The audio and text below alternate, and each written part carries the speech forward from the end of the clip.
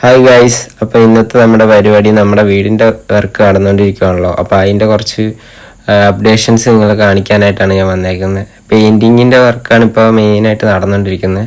ടൈലിൻ്റെ work ഇന്ന് ഉച്ചയോടുകൂടി കഴിഞ്ഞായിരുന്നു. ഇനിയിപ്പോൾ പെയിൻറ്റിങ്ങിൻ്റെ work finishing പരിപാടികൾ ചെയ്തുകൊണ്ടിരിക്കുകയാണ്. സീലിങ് ഒരു കുറച്ച് ചെയ്യാനുണ്ട്. ഹാള് കിച്ചണും മാത്രമേ ചെയ്തിട്ടുള്ളൂ, റൂം ചെയ്തിട്ടില്ല. ഇനി നമുക്ക് ജനല്, റൂമിലെ സീലിങ് കാര്യങ്ങൾ മാത്രമേ ഉള്ളൂ.